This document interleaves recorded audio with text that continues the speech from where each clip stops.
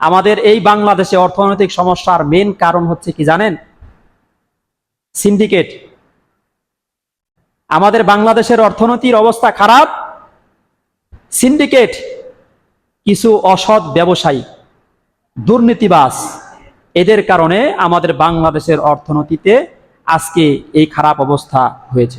গুদামজাত করা, মালামালগুলোকে স্টক করে রাখা, দ্রব্যমূল্যের দাম বাড়ানোর জন্য তারা এই মালগুলাকে সঠিক সময় তারা বাজারে ছাড়ে না, তারা এগুলাকে স্টক করে রাখে। এটা সম্পূর্ণ হারাম। রাসূল বলেছেন এই ধোঁকাবাজি যারা করবে তারা আমার উম্মত হতে পারে না। মুসনাদে আহমদ এবং মাজমাউজ জাওয়ায়েদের বর্ণনায় হযরতে আবু হুরায়রা রাদিয়াল্লাহু আনহু হাদিসটি বর্ণনা করেছেন।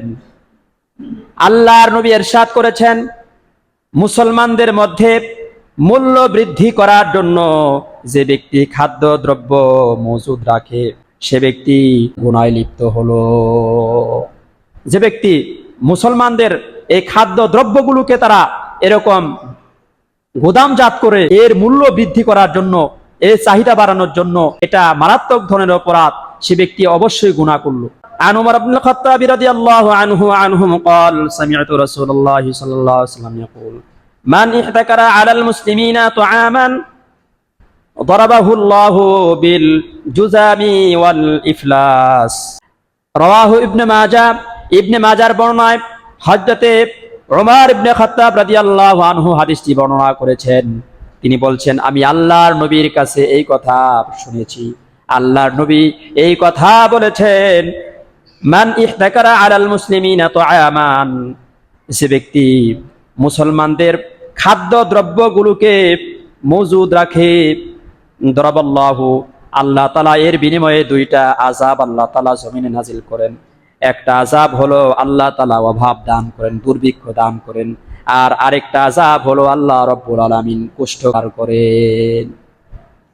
তাহলে ইবনে মাজার বর্ণনায় উমর ইবনে খাত্তাব রাদিয়াল্লাহু আনহু থেকে বর্ণিত, তিনি বলছেন আল্লাহ রসুলকে আমি এই কথা বলতে শুনেছি, আল্লাহর নবী বলেছেন, যখন কেউ মুসলমানদের খাদ্যগুলোকে এরকম গুদামজাত করে রাখে, স্টক করে রাখে দ্রব্যমূল্য বৃদ্ধির জন্য, তখন আমি আল্লাহ দুইটা আযাব দান করি। দুইটা আযাব আল্লাহ তাআলা দান করেন। একটা হচ্ছে অভাব, এই যে অভাব অনটন, আরেকটা হচ্ছে কুষ্ঠরোগ।